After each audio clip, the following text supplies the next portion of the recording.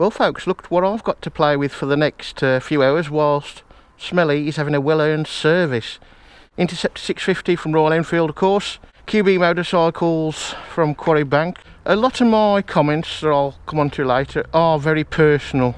For example, the seat. I just find it a bit too hard, which I did anyway. Maybe it'll break in a bit. They don't really feel much heavier than, say, the Continental GT 535 single, that is, Smelly in other words. It is a little bit heavy. You find that when you're moving.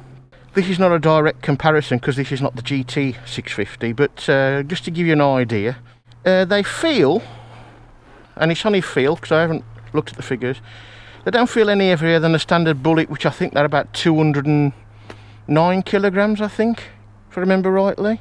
These feel a lot less than that. They feel nearer Smelly than that. Smelly's about 185, 190 kilogram, I think.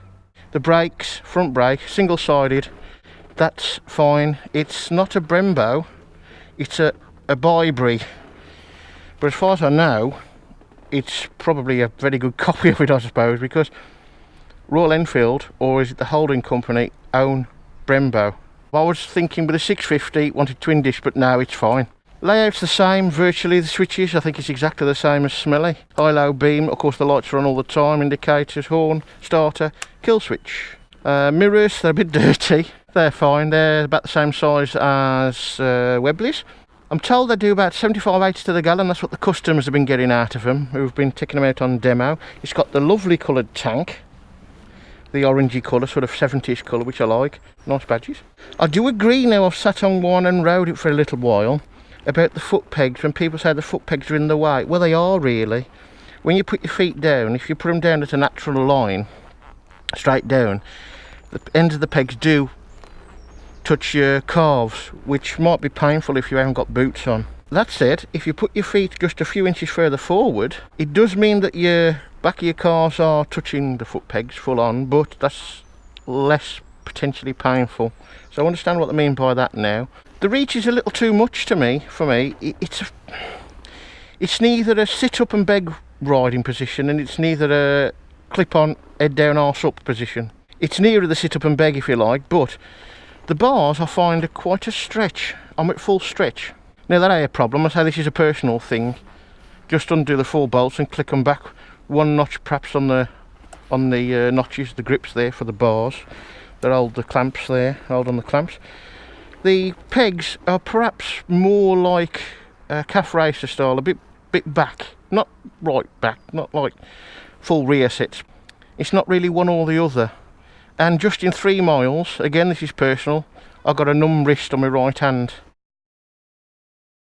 Clocks are clear enough, quite classy if you like. Nothing really that different from Smelly, to be honest, except the miles per hour on the outer and easy to see, and a few other things are in a different position on the clocks, you know, the warning lights in a different position, but the same sort of things. Cable clutch, which is no heavier than, well, maybe a smidgen heavier than Smelly, nothing much there. Very smooth. We'll fire her up for you.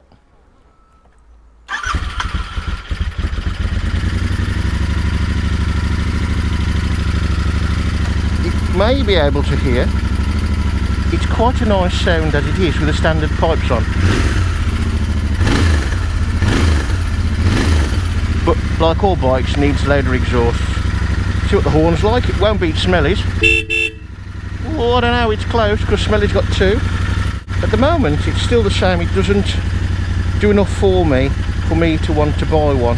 I've watched these in action on a ride, I've now ridden one, admittedly at this point only for a few miles, but my thoughts haven't changed.